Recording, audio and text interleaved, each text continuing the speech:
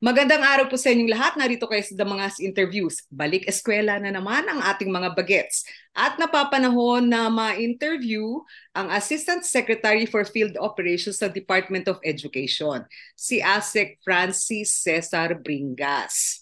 Hindi nyo na ho maitatanong, guro ito mula ho 1997. Abay lagpas 20 taon na ho na nagguguro. Pagkinggan po natin ang ating interview. Magandang araw, ASEC. Magandang araw sa lahat po ng nakikinig. Magandang araw po sa lahat. All right. Naimbag na bigat tayo amin. Okay. Tubong Abra po si ASEC, graduate ng BS Chemistry sa UP Diliman.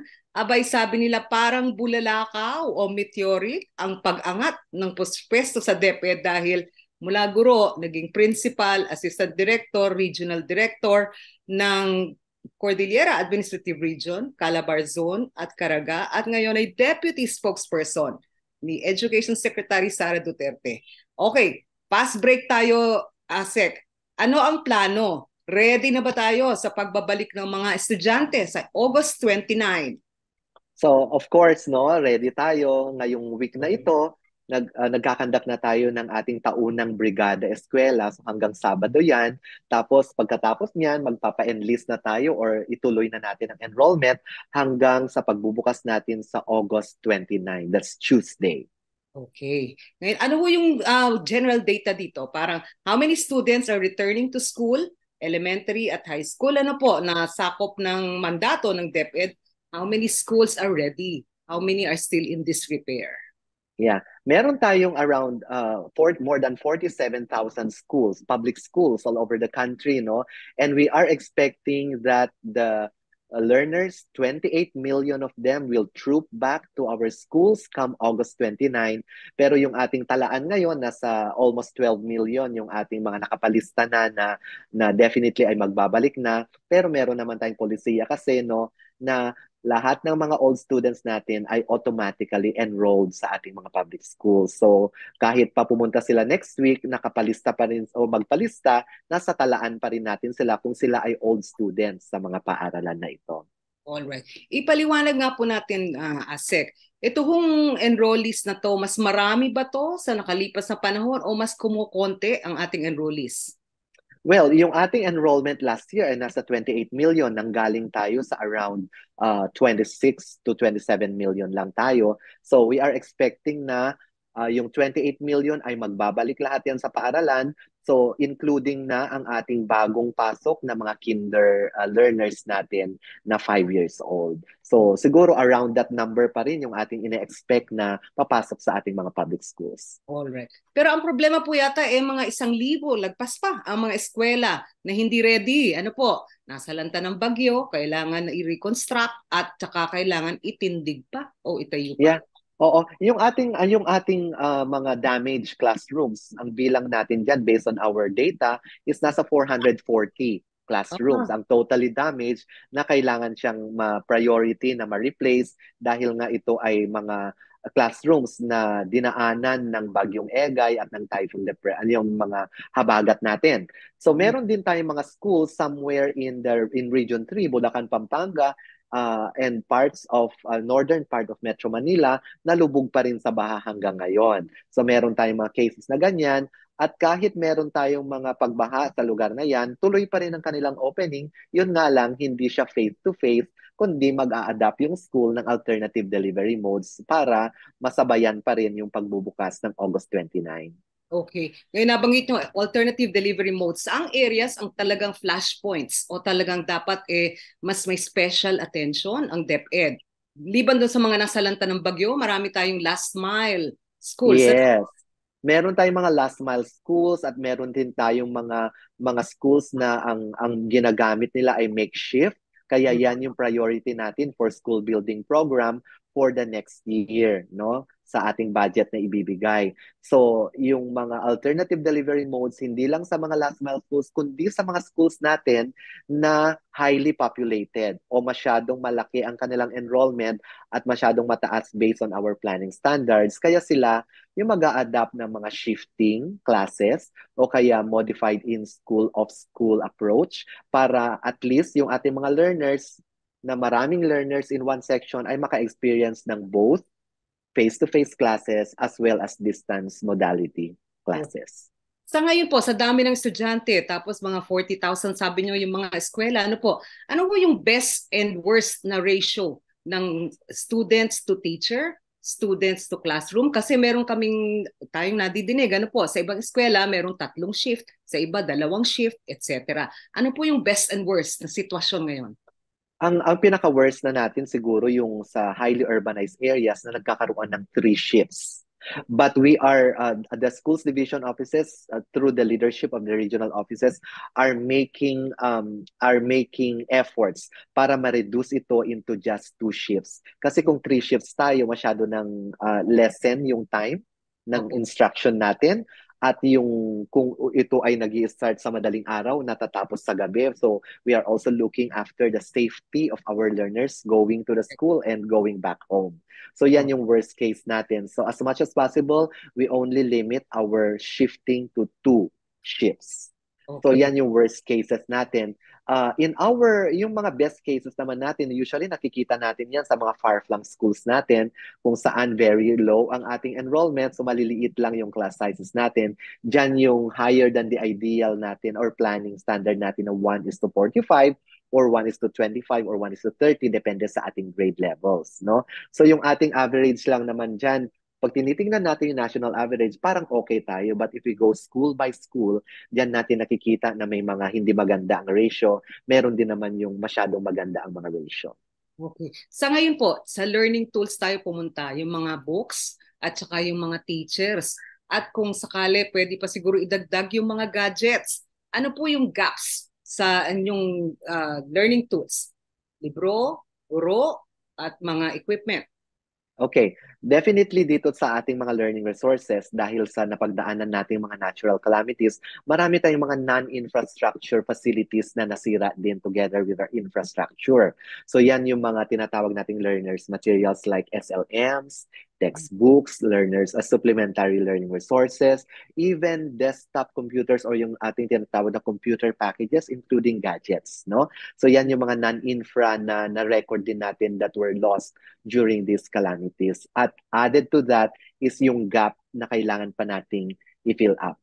Alam naman natin na yung ating capital outlay funds for such is also limited. So yung ating ideal ratio dapat sa ating textbook is 1:1.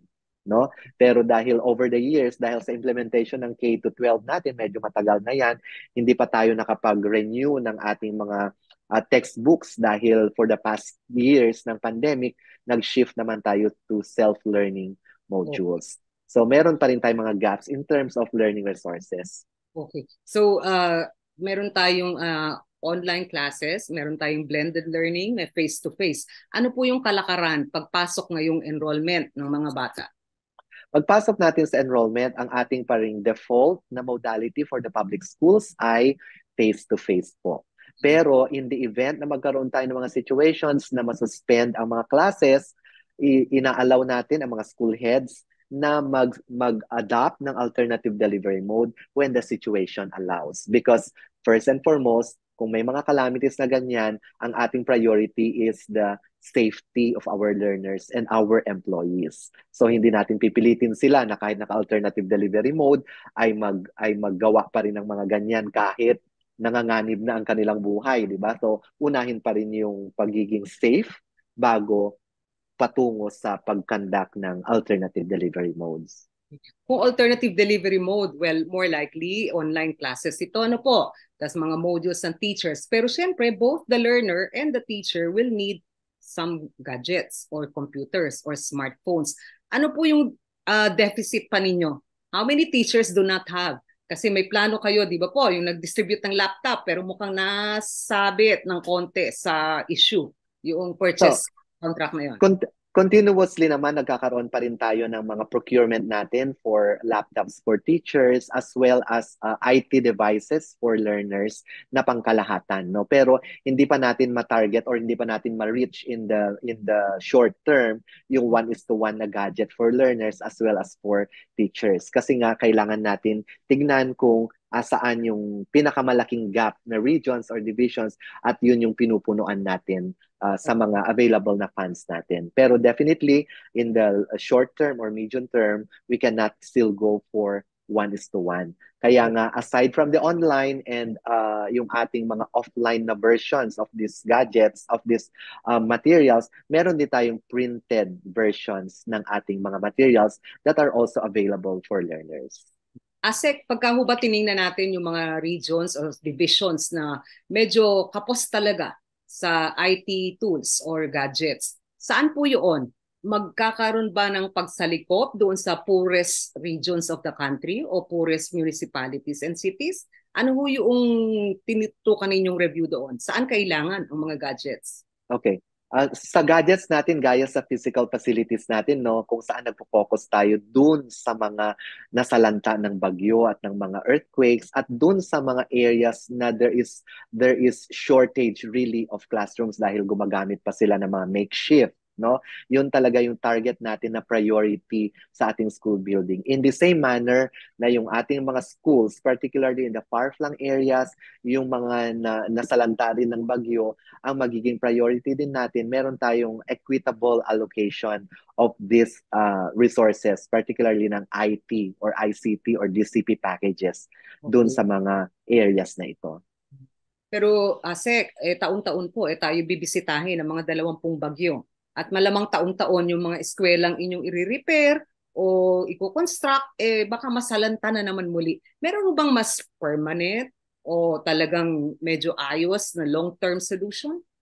So, meron tayong tinatawag dito sa central office na School Infrastructure and Facilities Strand that takes care of all these infrastructures. At meron silang mga coordination with concerned agencies like DPWH, yung DOST, para makapag-design or makapagpalabas na ng mga designs ng disaster-resilient classrooms. Dahil hindi na applicable sa atin ngayon yung old designs natin, so kailangan pag-ibayuhin natin yung pagdidisenyo ng ating mga buildings para maging disaster resilient siya. At doon, syempre, may mga engineering interventions na ginagawa ang DPWH para yung mga low-lying areas ay ma-elevate naman yung construction ng ating mga classrooms dyan. So, together with our experts from DPWH and our strand on Education Facilities Division in the SIF or School Infrastructure and Facilities Strand, nakakapag-coordinate naman sila para makapaglabas na ng mga bagong disenyo ng disaster-resilient classrooms. Okay. Pero ang sabi ho ng ilang guro, yung mga asosasyon na medyo hindi yata type ninyo yung Alliance of Concerned Teachers, bakit daw kasi ang school year hindi na lang ibalik sa dati? Okay, the months when storms visit, pumapasok nitong July hanggang December. Yun yung opening ng klase natin ngayon, hindi yung dating June. Bakit ho ba nagbago yung school year o school year calendar? Our shift to August as a school year, as start of the school year, is not a choice that we made, but we were forced to open in these months because of the pandemic, kung maalala natin. So, dati nga October tayo, pero nakapag-shift na tayo eventually into August. So, balik tayo dun sa application ng existing law na we should not open schools beyond the last day of August. Pero yung sinasabi natin na pag-shift natin sa June, ini-study talaga yan ng ating isang division or bureau dito, yung Bureau of Learning Delivery. May mga ine-explore na silang possibilities kung babalik tayo ng June, paano ang gagawin? Is it a slow transition? Is it a fast transition? Is it gradual or is it abrupt? So may mga consequences at may mga factors na kailangan tayong i-consider kapag bumalik tayo abruptly into June dahil mangingibabaw na naman dyan yung call for the entitlement or benefit of teachers na magkaroon ng tamang araw ng bakasyon at mabigyan ng tamang proportional vacation pay, or kung ma-shorten man ito, kailangan siya na mabigyan ng overtime pay. So yung may mga factors na ganyan na meron ding budget implication. Okay. Kabisado nyo talaga, yung papatakbo ng eskwela dahil kayo yung naging regional director sa 3 rehiyon. At of course, naging mahalaga din na kayo yung career executive service officer.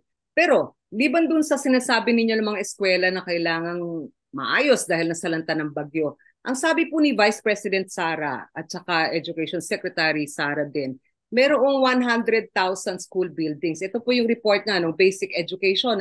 Kailan lang? na kailangan ng minor repair, 89,252 require major repairs, and 21,727 are set for condemnation. Tila marami ho yata yun at napakalaking pondo ang kakailanganin ninyo. Ano ho yung target ninyo na financing gap? Yeah, tama 'yan, no. Lagi tayo nagpo-propose sa Congress ng pondo para mas maigsi yung time para ma-fill up natin tong gaps na ito. Sabi ko nga, yung ating record officially nasa 159,000 classrooms ang ating gap, and yet we can only build less than 8,000 schools a year, classrooms a year, because of the budget that we are receiving for capital outlay and for classrooms. So we have been proposing for higher budget for our classrooms, pero syempre marami tayong mga ahensya na naghahati-hati lang sa ating national budget, so hindi natin napupunuan. Kaya nga may mga engagements din tayo sa ating ibang partners para kung may mga partners tayo that are willing to provide classrooms for the areas that we identify, then that would be a welcome gesture from our partners. Okay. But on our own, by 2028, hindi natin mapupunuan talaga itong 159 na gaps natin kapag ang budget natin ay year in, year out ay ganun ang amount for classrooms. Ilinaw lang po natin, 159,000 classrooms, hindi po school buildings. Ano classrooms, po? Classrooms, okay. Yes. Okay. A school building will have how many classrooms?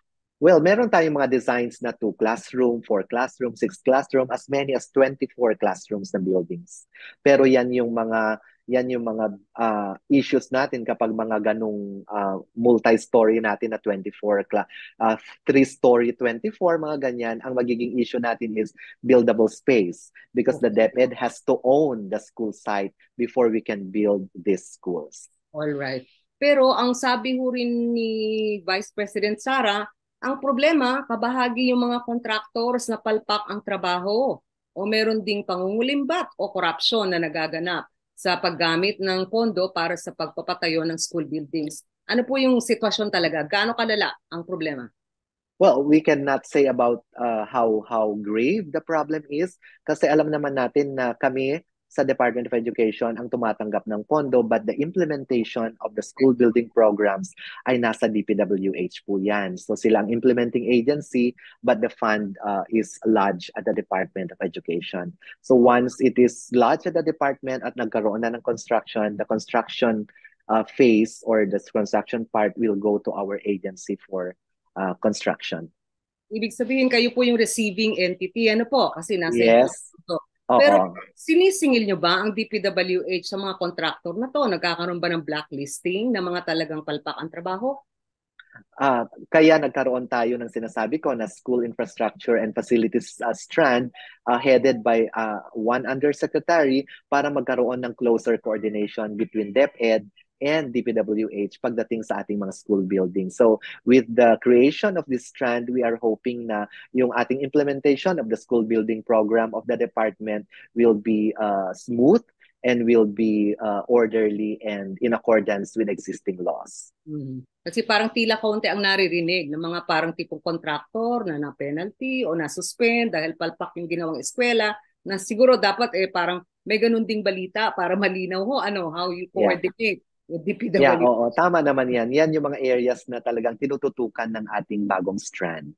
Okay. Ngayon, punta po tayo doon sa parang how we will conduct the learning process. Ang guro ho, ilan ho ang inyong deficit at this time? Ilan yung kailangan yung i-empleyo na bagong o bilang ng guro? So, tinitingnan natin yung ating planning, yung ating planning standard pa rin, yung number of teachers na kinakailangan natin. I don't have the exact data now, pero yearly nagkakaroon tayo ng 10,000 additional teaching positions. At definitely yung 10,000 natin ay hindi sapat para mapunan yung ating gaps or shortage ng ating mga teachers dahil nga lumalaki yung ating enrollment, dumadami yung ating mga schools, so definitely kailangan dumami din ang ating mga guro.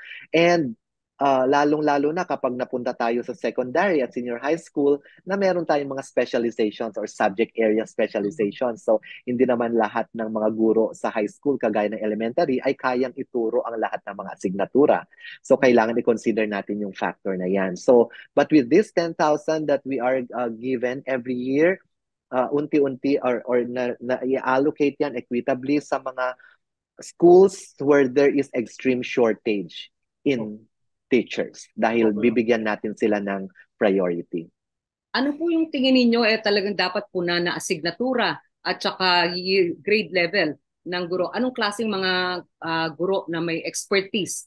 Anong subject? Okay, Anong grade level?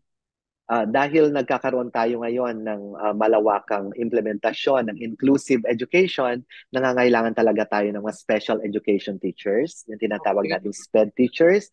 Kailangan Mhm. natin ng mga magagaling na kindergarten teachers. At of course, yung mga merong specializations in the academic track and technical, vocational, and livelihood track in the senior high school. Kasi nagkakaubusan tayo ng mga eligible or qualified applicants sa TVL track natin sa senior high school. Sa Okay. junior high school naman, ang mga mas kinakailangan natin dyan na hindi masyadong maraming supply ay ang mga teachers natin sa MAPE. Meron tayong mga teachers sa values education, teachers in araling panlipunan. Yan yung mga medyo nagkukulang tayo ng mga subject area specialists. Okay. Kung kulang kayo ng ganung mga guro, meron ho kayong curriculum revision na ginawa. Ano po, yung bagong curriculum na K to 10. Ano po yung in summary? Ano yung changes? Ano yung dagdag? Okay, Ano yung focus? Ano yes. yung tatanggalin? In summary, yung ating K to 10, which is part still of the K to 12, Correct. revise natin yan. In the early grades, kinder up to grade 3, nagkaroon na, particularly grades 1 to 3, nagkaroon na tayo ng reduction of subject areas at na-decongest yung ating curriculum. Yung Okay. ating separate na mother tongue subject in grades 1, 2, and 3 ay na-integrate na siya into the language literacy and numeracy portion of the early grades. At na-introduce na natin ang inclusion pala ng ating good manners and right conduct as a subject in grades 1 to 6. So from 7 subjects, naging 5 na lang dyan. We decongested the competencies from 11,000 to just merely around 3,500 competencies. Sa ating higher grade levels, junior high school, senior high school, we are focusing or enhancing our training of learners on the 21st century skills. Okay. Kwento nyo nga po, ano yung competencies? Yung pagbabawas na magiging 3,000 na lang. Ano exactly? Ibig sabihin yung kakayahan o yung Ito yung mga, oo, yung mga competencies, ito yung mga eksaktong level ng knowledge or skills na kailangan ma-attain ng bawat bata sa kanya-kanyang mga baitang or grade level. So, Okay. ito yung mga abilities na kailangan ma-master ng mga bata regarding doon sa subject area na yan. Mhm. So, meron tayong established na mga competencies or skills or knowledge or content standards na kailangan ma-attain ng mga bata sa bawat grade level bago sila makapag-promote into the next higher level. Ang maganda rin dyan ay yung pag-reduce natin ay in-identify talaga natin yung mga skills that are prerequisite to the succeeding skills Mhm. or competencies in the higher grade level. Ibig sabihin connected at ladderized. Pero sabi nila, ang mga Pinoy, mayabang tayo na mataas yung ating simple literacy rate. Pero yung ating functional literacy, yung sinasabi ninyong mga skills, compute, comprehend, contrast, critique. Parang gano'n Yes. sa parang functional literacy. At nabanggit na numeracy. Parang mga tila allergic tayo lahat sa numero. Pero yan ang kailangan natin na foundational skills ng mga bata. Kaya Mhm. in-introduce natin ang literacy and numeracy na component ng ating curriculum for the early grades, grades 1, 2, and 3. So parang tinitingnan natin na yung foundation skills, sige, pagtuunan natin ng pansin yung foundation skills dun sa early grades because that is the grade na madali silang makapick up ng ganitong mga skills. Okay. Pero sa tingin niyo ba, ano yung pinagkaiba niyan? Kahit i-focus niyo, in effect, parang ni-re-engineer ninyo yung curriculum, ano po? fewer but more important. Ang sinasabi ninyo ng Yes. Yes. fewer but connected. Ang kumbaga Mm-mm. ladderized. At ang sabi ninyo, yung matatag curriculum stands for rele- uh, job ready, active, responsible citizens. Ibig sabihin, employability ang inyong Mm-mm. tinitingnan. Ano po Yeah. yung ibahan niyan Yung doon sa nauna ng curriculum? Ganun din yata yung kanilang pangako. ganon yung kanilang pangako doon sa ano no, doon sa ating K to 10 na old Correct. version ng K Mhm. to 10. Ang findings kasi ng review of the curriculum which happened more than 2 years ago na na-start yung review natin is masyadong madami tayong competencies na tinuturo at walang namamaster yung mga bata. Yan isa sa mga findings. Isa rin sa findings, masyadong maraming subject areas tayong binibigay at hindi tayo nakakapag-focus doon sa mga essentials. Okay. So yan yung findings. Kaya based on these findings, ni-re-engineer, ni-revise itong ating curriculum para ma-address yung mga findings na yan. Kaya nga nagkaroon na tayo nitong K to 10 kung saan ay narebisa ito ayon sa mga findings na yan at para matugunan yung tama at yung talagang kailangan ng ating mga learners para maging ready sila for the grade 12, 11 and 12. Pagdating sa senior high school naman, na ongoing yung ating review of the implementation of the senior high school. Kaya para matugunan natin yung promise of the Matatag agenda na kailangan employable yung mga bata.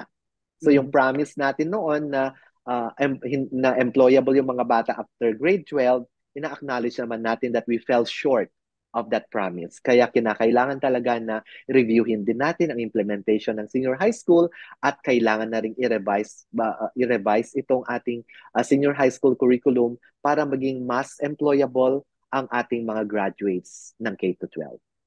Wait, Asek, tanong ko lang ho. Kayo po'y career service officer no, sa DepEd at guro ng halos 20 taon. Ang problema ho ba curriculum o dahil medyo hindi mahusay yung naging pagtuturo, medyo kulang yung learning materials, medyo mahirap yung learning situation dahil wala yung mga eskwela, walang classroom na sapat at napakalalaki ng mga classes. Okay, it all starts with a good curriculum. Okay? Kapag magandang curriculum mo, ang susunod na pagtutuunan mo ng pansin is meron ka pang kaakibat na learning materials that are aligned with this Mhm. curriculum. Mhm. So, ngayon, yung ating Bureau of Learning Resources, ongoing na yung kanilang development of learning resources that are appropriate with the new curriculum. At syempre, kailangan mo ng tao na mag-i-implement itong magandang curriculum. At dyan pumapasok yung ating mga teachers na nangangailangan din ng upskilling and reskilling para maituro ng maayos ang bagong curriculum. So meron tayong curriculum, we have the learning resources, we have quality teachers that will implement the curriculum, and then mag-i-input basic education inputs tayo on classrooms, furniture, and other equipment that will aid the implementation of the curriculum.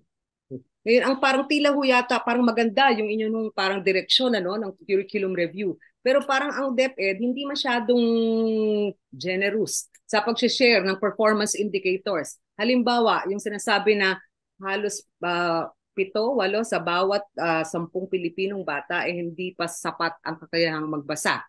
Pero ano ho yung mangyayari kung may bagong curriculum? Meron ba tayong ite-test run na halimbawa in the next 5 years, ganito dapat?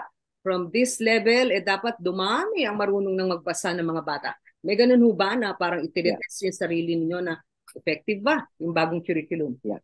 Again, ang na-miss ko lang siguro kanina is kailangan natin ng assessment. Okay? Correct. So kailangan natin ng assessment whether it's either a system assessment or the curriculum assessment or learning outcomes Correct. assessment. At definitely, nakaplano yan sa department na pag nag-introduce tayo ng bagong curriculum, yung kaakibat na assessment ay kailangan in place din para makita natin kung effective ba at maganda ba ang kahihinatnan ng bagong curriculum natin. So, meron tayong assessment starting ng 2024-2025 na implementation natin for kinder grades 1, 4, and 7. Kasi by phase yung ating pag-implement ng curriculum, no? Dahil doon nga sa bagong curriculum natin, kailangan ma-master mo ang prerequisite na competencies bago ka pumunta doon sa susunod. Kaya phase ang ating implementation at definitely meron tayong assessment, learning outcomes assessment, and systems assessment for its implementation. Okay. Ang sabi nila, ang problema sa ating mga eskwela, pagka talagang mahusay kang estudyante, class 1 ka, section 1. Pagka hindi masyado, nandun ka sa dulo, section 20. Ganon. So parang tipong ang natututukan natin parang kumbaga yung mga cream of the crop. Yun yung talagang magagaling. At naiiwanan by the wayside yung mga talagang medyo kailangan pabilisin o tutukan ang pag-aaral. Ganun pa rin ho ba yung curriculum yung bago? Paano natin isasabay yung mga slow and quick learners? Yeah. Meron kasi tayong meron tayong principle na ginamit sa ating bagong curriculum na you have to start with what the learners know. So Okay? hindi ka pwede mag-start doon sa bagay na hindi alam ng learners. We're talking about a schema or prior knowledge. So kailangan natin yan i-consider doon sa pag-revise ng ating curriculum. Now, in the class organizations, meron tayong tinatawag na homogeneous class kung saan halos pare-pareho yung abilidad ng mga nandyan, or we have a heterogeneous class. Of course, there are pros and cons for both organizations. Pero mas tinitignan natin because we are inclusive. We are practicing inclusivity in all our affairs in the schools.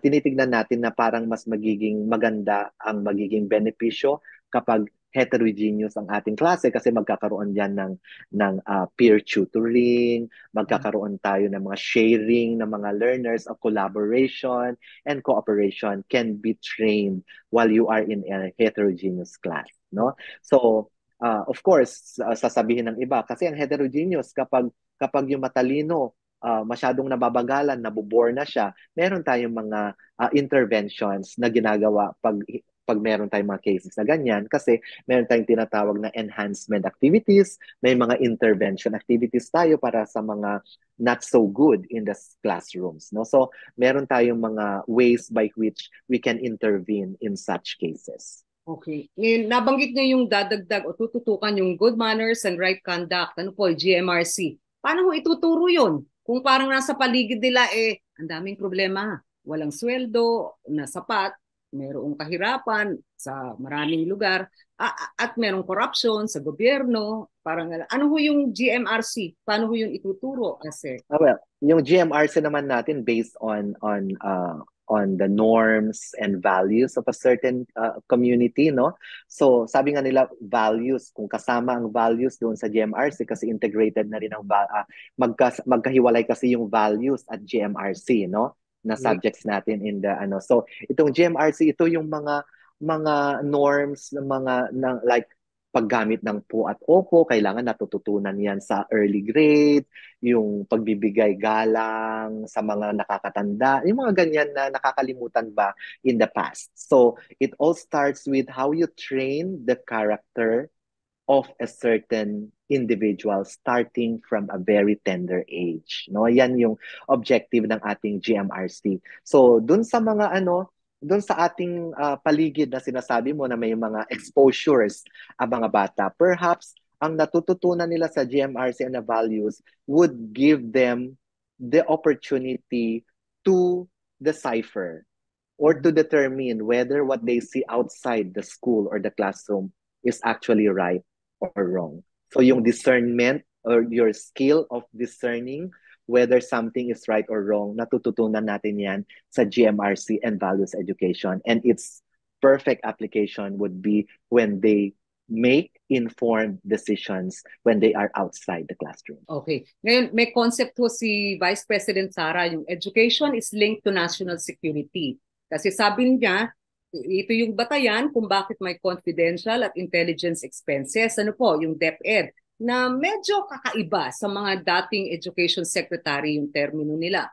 Paano ho yun? What is the meaning of it? Education is linked to national security and therefore you need confidential and intelligence funds. Well, based on her interviews, no, at na-echo rin naman yan ng ating spokesperson during in one of his interviews na ang link ng national security with education is that of the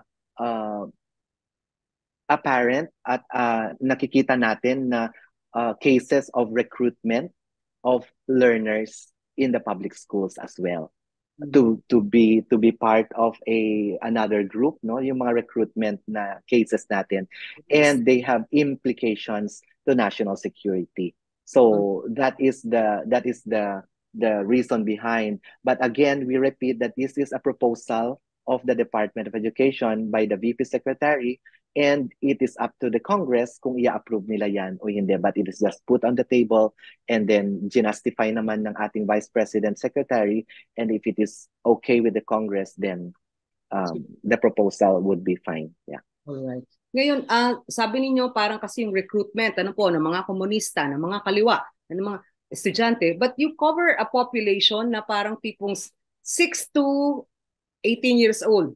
Ibig sabihin, hindi pa nga ho actually nag-graduate ng high school. Hindi re-recruit ba ho yung mga yon? The closest that had happened is yung controversy tungkol dun sa mga lumad schools. Na I think you had some personal experience. Ano po? Ano ho yun? Paano ma-recruit ng mga komunista yung mga babies pa? I mean, mga kindergarten, grade 1 to 8. Hindi pa nga ho yung actually nagiging teenager. Yeah, but in the senior high school, we do have 16 to 18 na talaga sa senior high school. Correct. And kapag nandyan na silang age na ganyan, they are vulnerable to such recruitment. So hindi naman natin sinasabi na dito sila sa grades 1 to 6. Pero we are looking more on the teenagers pagdating ng 13 up to 18 when they are already in the junior high school. At alam mo na, pag nasa age na ganyan ng mga bata, sila yung mga medyo nag-explore ng ibang bagay, and they could be vulnerable to such recruitment. Kaya prino-protect din natin yung kanilang well-being. Pero ASEC, pwede ho rin kasing basahin. Ang flip side nun, kung sila po'y na-recruit ng mga kaliwa at komunista, ibig sabihin, you might have failed your duty as teachers kasi parang hindi sila naniwala dun sa matatag curriculum ninyo. Parang kailangan mag-ibang landas sila at magrebelde sa gobyerno. Hindi ho ba parang medyo oxymoron yung inyong sinasabi na mag-GMRC at tutukan yung matatag curriculum, tapos pagre-recruit ng mga bata sa kaliwa, trabaho niyo po ba yon?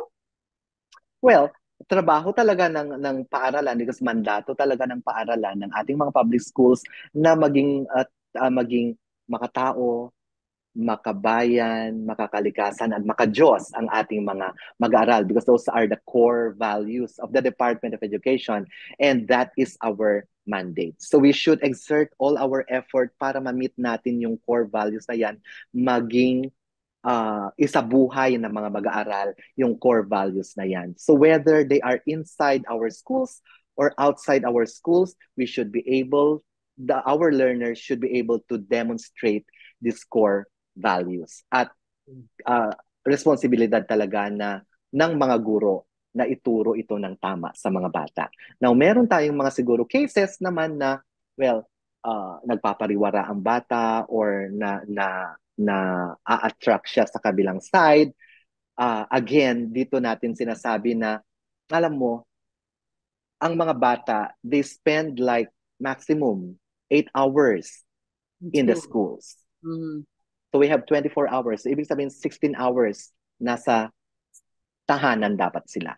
So kung titignan natin, malaki din ang responsibilidad ng ating mga parents, ng ating mga magulang para mailagay sa tamang landas din at makapaggawa ng tamang desisyon ang kanilang mga anak. So with the teachers and parents, we should be able to direct the learners into the proper path. Okay. Pero alam niyo po, ASEC, ano po, parang kung sakali man, may mga siguro 5, 10, sabihin na natin 100 mga estudyante yung posibleng ma-recruit. Ano po? Pero yung inyong budget to for intelligence at confidential expenses, parang napakalaki, malaki pa sa budget ng Department of National Defense. Parang kayo ho yata yung nagpupulis o nagdi-defense secretary na. Yan lang naman yun, yung mga estudyante na yun. And on the other hand, if they've made a choice, di ba ho, sabi doon sa Supreme Court ruling, sa Anti-Terrorism Act, iba yung intellectual affinity with ideas. You might have succeeded to infuse them with critical thinking, critical reading, critical analysis, but that doesn't mean they're all bad. O that doesn't mean na parang sila'y terorista na. Ang hindi ko maintindihan is, malaki yung budget for confidential intelligence expenses, baka naman iilang piraso lang naman itong mga estudyante na to na mapapariwara at hindi nyo naman yung trabaho, nabantayan sila. DND Well, at PNP ang dapat at yeah. AFP. While it is not absolutely not our job as you have said, pero meron tayong still responsibility to protect their well-being while they are in our schools, no? Sa Correct. habang sila ay nasa poder namin, responsibilidad talaga namin na i-protect yung kanilang well-being. And if part of protection of well-being of the learners is for them not to be recruited into another side, then that should be our responsibility as well. Okay. Eh kung sa iba ho ma-recruit, alam ko you are very gender sensitive itong DepEd na to. At ang parang isa sa mga parang adhikain ninyo dapat matigil yung bullying dahil sa mga Mhm. gender issues.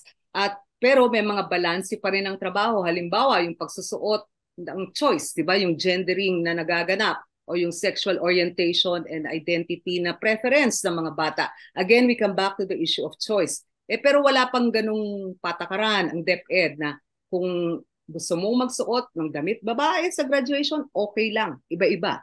Kung gusto mo magsuot ng damit lalaki sa graduation, okay lang. At kung sakali, parang medyo meron kayong commitment to protect gender rights and to be gender sensitive, pero parang kulang pa yung mga patakaran. Ano ho yung Well, tingin? meron na tayong a long time ago, meron na tayong na-issue na DepEd order on gender sensitivity or gender inclusive uh DepEd order yan, no? DepEd order 32, I'm not sure of the series, no, pero that's DepEd order 32. During the time pa yan ni Brother Armin, I believe. During the time pa yan. So meron na tayong existing order na yan kung saan nakadetalye dyan kung ano dapat yung tungkulin ng mga guro, tungkulin ng mga pag-aaral, tungkulin ng paaralan para maprotektahan ang equality of all genders inside the schools. No? Mhm. So, while it is not explicitly stated there, meron diyan specific provisions na nagpro-protect sa lahat yan. So, kahit pa hindi explicitly sinabi kasi hindi naman kailangan sabihin lang na yung mga bading kailangan ay pwedeng magsuot ng pambabae, hindi naman ganyan. But there are provisions there that would tell us na free expression of Correct. your gender expression should be respected in our schools. Mhm. So, kunyari ako, pag sinabi ay my gender identity is a female, so ibig sabihin, I would prefer to use I mean, a clothes that are that identify me as female, for example. So if you wear clothes because you identify yourself as a female, kailangan Yes. mag-follow ka pa rin dun sa dress code ng female. So hindi ibig sabihin na inaalaw ka anything you wear. So if Mhm. you identify yourself as a female, you follow the dress code of a female. Kasi meron naman tayong dress codes for female na hindi kailangan revealing, hindi kailangan maka-miniskirt or tight-fitting masyado yung kanilang mga damit. So may mga dress codes pa rin tayo for the identity that you want to assume. So hindi At natin pinagbabawalan, kailangan decent ka pa rin sa loob ng paaralan. okay. Pero yun ho ba'y alam ng mga guro? Kasi baka naman sa national office, okay sa inyo, pero sa pagdating sa mga eskwelahan, may mga anecdotes at reports po na tila masusungit yung mga guro doon sa mga bata I na merong option. I know there are cases, pero I'll cite an example in National Capital Region. Meron silang during graduation in the past year and in the other year, Mm. nakapag-issue talaga sila ng memorandum na reiterating the provisions of the same DepEd order and allowing learners who identify themselves as male to wear male clothes during graduation kasi naging issue rin yan, or identifying themselves as female to wear female dress during graduation, inallow naman talaga yan. So, kailangan lang talaga na ipaalam natin sa lahat ng field offices natin na meron tayong gender sensitivity or we are promoting inclusivity in all our schools. Mm. Ang patakaran hubang yan nag-extend pati dun sa pagtuturo ng sexual orientation at sexuality rights ng mga bata. Yeah. Meron tayong mga competencies in the existing curriculum on sexuality education. No? Okay? At meron tayong mga competencies diyan or objectives diyan na nagtumutukoy sa kakayahan or abilidad ng isang bata na maging na maging mapanuri sa mga identity na ina-assume ng bawat tao. So parang ganon. So it's still about gender sensitivity, it's still about inclusivity and equality. Okay. Reproductive health rights, hindi ho kasali? Meron tayo sa ating health competencies sa health subject natin that is included in MAPE. Meron tayong mga reproductive rights as well. All right. Pero ang nabanggit nyo sa isang interview, yung bullying dahil sa on account of gender issues, ano po, gender rights issues. Eh parang yun yung medyo na papataas ang bilang. Ano ho yung magagawa ninyo doon? Kasi kailangan din naman ng sensitivity ng mga kaklase, ng mga kasama sa eskwela, whether guru man o non-academic personnel at mga magulang. Yeah, tama. Kaya nga tayo nakapag-put up din ng ating Learners' Rights and Protection Office, no? Meron Okay. tayong Learners' Rights and Protection Office, may telesafe center tayo na-establish where learners who feel that they are bullied can actually text or call and report such matter. At meron tayong mga mechanisms in the schools that are already put in place to attend to these concerns. Meron tayong mga referral systems, meron tayong mga interventions na nakapaloob doon sa Child Protection Committee natin or Child Protection Policy. Marami ho bang kaso na nare-report yung sinasabi niyo yung may uptick ng mga bullying cases? Gano'ng karami ho yun? Ayos sa ating telesafe center at naa-address naman yan immediately by endorsing such to the schools concerned. At yung mga schools concerned, nagkakaroon na yan kaagad ng mga intake sheets.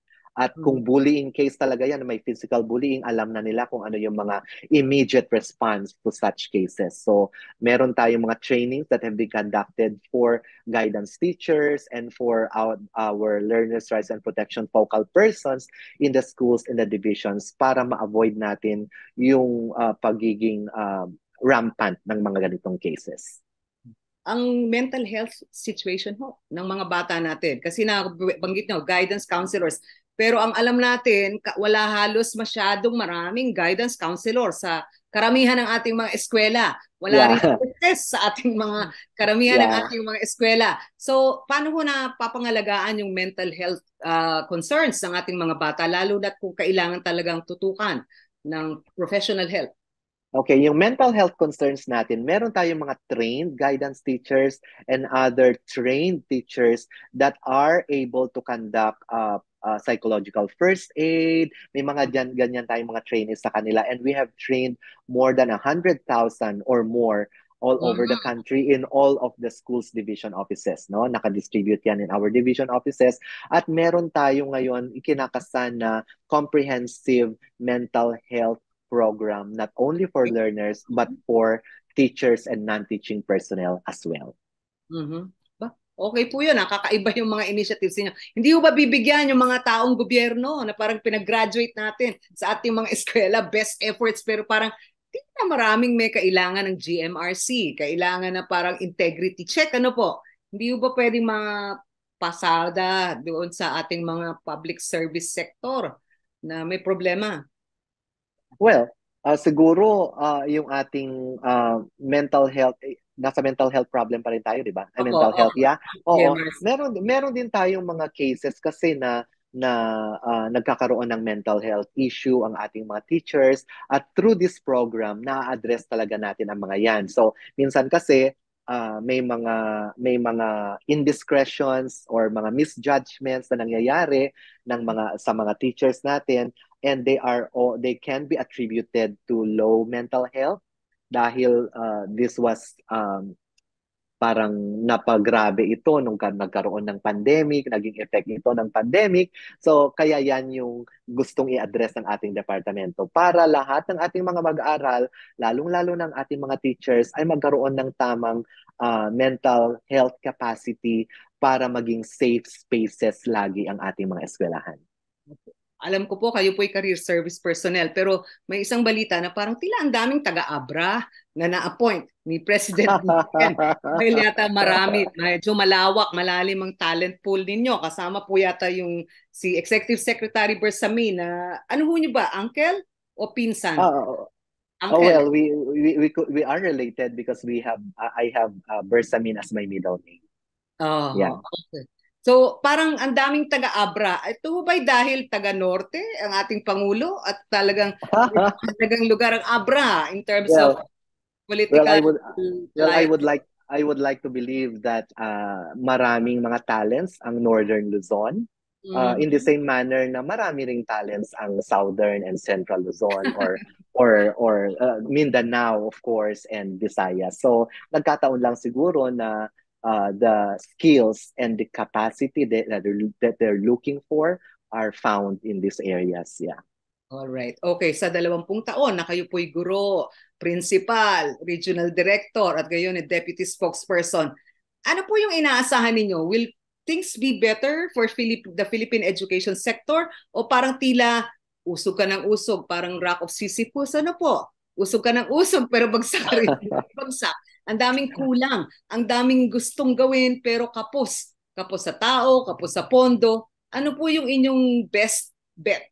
Tayo ba in the next 5 years uunlad ang learning outcomes ng mga bata? Tayo ba uunlad yung pagpapatakbo ng mga eskwela?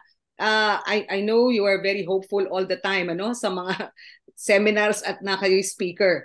Pero hindi ba kayo napapagod na parang tila insolvable, inscrutable itong problema sa education? Well, I believe na walang problem na walang solusyon.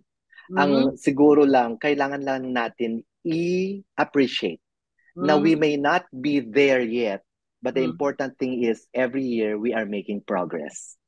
So, ang importante, hindi tayo stagnant. Nagpro-progress tayo every year and that is what matters most. So, we may not meet our targets in the medium term, pero importante, napapaniwala natin ang ating mga sarili at nabibigyan natin ng ebidensya ang publiko na tayo ay nag-i-improve. So, yun ang importante para sa atin. Kahit konti-konti, basta Yeah. daw. Ganun. Yeah, and we should celebrate our small victories kasi kung i-delay mo pa yung satisfaction na mag-celebrate ka, parang matatagalan. So we should celebrate our small victories. Okay. At sa pagbubukas ng school year, August 29, ano ang mensahe nyo sa mga magulang at mga bagets? Medyo kailangan pa bang i-perk up ang kanilang pag-asa o parang cool lang natin, chill lang kayo? Yeah, sa ating mga mag-aaral, magbubukas na po, alam ko, excited lagi ang mga bata kapag first day of classes. At sa amin naman, mas importante ang first day of classes rather than the last day of classes or graduation. Kasi it is the first day that determines whether the learner will come back the next day or not. Kaya ang challenge ko sa ating mga guro, make the first day the most important day of the school year. Make it as delightful as possible or delightful as you can because it will determine whether that learner will come back to you the next day or not. Sa ating mga mag-aaral, sa ating mga magulang, patuloy po kayong magtiwala sa Department of Education na ginagawa namin ang aming mandato para mabigyan ng tamang edukasyon at tamang abilidad ang inyong mga anak. So let us continue to share the responsibility of educating all our young children. Thank you so much. Yung usapin sa Taguig at saka sa Makati City, ano ho yun? Meron kayong order from DepEd na i-transfer yung jurisdiction sa Taguig DepEd from Makati DepEd. Pero meron ho bang pagkaklaro? Ano ba yung ita-transfer at ano yung iti-take over? Well, ang clear sa oras na ito, ang clear lang sa atin is that the Department of Education is assuming authority over these 14 schools. Ibig sabihin lang yan, the supervision and management of the 14 schools will be directly under the Office of the Secretary. So lahat ng mga affairs related to the operation of the school, inside the school, kailangan meron yan coordination and approval, prior approval from the Office of the Secretary. Ibig sabihin, hindi ho DepEd Taguig lang, Office of the Secretary. Yes, exactly. Office of the Secretary. Directly to the Office of the Secretary. Now, the question is, kung ang DepEd may supervision role, you don't have a role na operating the schools. Ibig sabihin, yung operational issues, hindi inyo. Yung yung supplies, yung kuryente, tubig, yung meron tayong MOE kasi for the schools naman, no? Meron tayong maintenance and other operating expense for the schools. We still have DepEd personnel inside, of course, no? Yung ating school heads, the teachers, nandyan naman lahat yan, in place naman lahat yan. So what we're simply changing is kung noon ang school head ay directly reporting to a superintendent, ngayon is temporarily until there is a transition plan that is put in place, the school head directly reports to the office of the secretary. That is something very new, ano? Parang kasi kahapon po, yung superintendent sa inyo yung yung issue, di ba po? Kung tinake over ba ng Taguig. That is why, kaya nga, that is why to resolve the issue, diretso kay secretary ang ating reporting ng school heads. Okay. Now, is there a plan? Kasi parang yung pag-aari, yung DepEd doesn't own schools. Ano po? DepEd Well, we schools.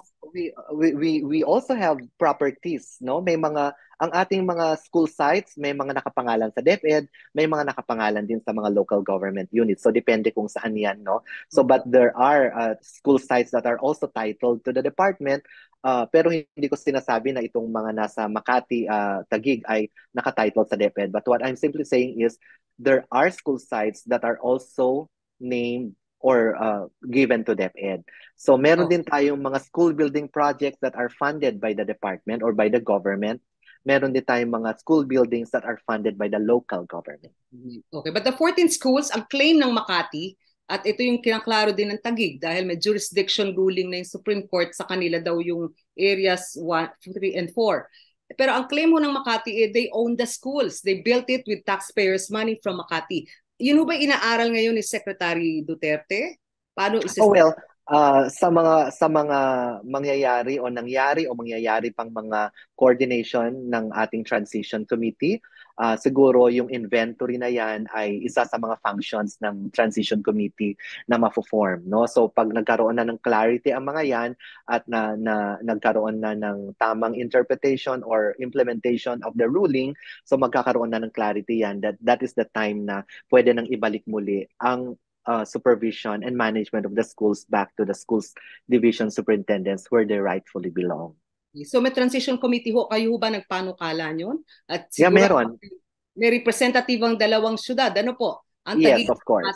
Mm-hmm. Yeah, in the exact composition of the transition team, no, or transition committee, meron isang regional director, ang superintendent ng Makati, superintendent ng Taguig, ang city legal officer ng Makati, and city legal officer of Taguig. So yun yung composition ng ating transition committee. At si Vice President Sara po as DepEd Secretary ang chairperson. Ganun po ba yun? Of course, yeah. Being the overall overseer of the department, yes. Do you have schedules for meeting? Kasi para ho bago mag-August 29, sana magkaroon na ng kapayapaan dito sa mga eskwela. Well, hopefully, natatakot yung mga bata. Hopefully soon, kasi kare-release lang nitong department order natin na ito. So hopefully soon, mag-convene ng transition committee para maging smooth pa rin yung ating opening during the August 29 classes. Okay, quick question lang. Pero kasi nagtalaga o nagpapasok ng mga pulis, di ba ho, schools are zones of peace. Di ba ho, parang hindi dapat nagpasok ng mga pulis doon. Parang isa sa proyekto to ng DepEd na talagang gustong-gusto ninyong ikalat sa buong bansa. Ano po? Di ba zones of peace ang mga eskwela, ba't nagpapasok po ng mga pulis? Well, that is the issue that has yet to be resolved between the two municipalities. Pero outside kasi ang DepEd sa mga issues when it comes to takeover or things like those. Kasi ang best interest ng mga bata talaga yung gusto natin pangalagaan. So, kailangan lang ma-assure namin na smooth and peaceful and orderly ang August 29 opening in these 14 schools. Okay. At ang sa panig naman ho ng mga bata at mga magulang, sana naman ibigay yung mga benepisyo na dati na nilang natatanggap. May pangako po yata si Makati Mayor na ibibigay yung mga school supplies, yung allowance, yung rubber shoes, yung gadgets sa mga teachers. Pero tila ayaw po ni Taguig Mayor dahil daw merong nakadikit na sticker na mukha ng mayor. It becomes so unusual na doon sila magtatalo. Ano po yung tingin ng DepEd doon? Dapat bang ipabudmod na yung mga school materials na naibili na ng Makati that may pondo namang nailagak ngayong taon na to? Yeah. Basta in general, doon sa ating DepEd order na issue, merong provision doon na nagsasabi na during the transition period, all activities to be conducted within the premises of and or in relation to the subject public schools, including those from the local government units of Makati and Taguig, shall require prior approval from the Office of the Secretary. So that is the general provision there. So kung magkakaroon man ng mga aktibidades, anong klaseng aktibidades in relation to the operations of the schools, doon sa mga public schools na yan, kailangan may prior approval from the Office of the Secretary. Okay po yan. Parang ang sitwasyon touch move. Ano po? Freeze. Yeah. Oo. Oo. Gugulo rin. Parang since this is a DepEd school, we assume authority over our DepEd schools until maayos yung transition natin. Mabuti naman at para sa mga magulang at mga bata, may kapayapaan siguro sa August 29 dito sa 14 na eskwela. Maraming salamat to at this has been very helpful. At kami ho ay parang magbabantay kung ano man yung mangyayari pa sa susunod na mga linggo, hindi lang sa Taguig at Makati kundi sa ating mga paaralan. Maraming salamat, Francis Cesar Bringas, Deputy Spokesperson, Department of Education. Thank you. Thank you.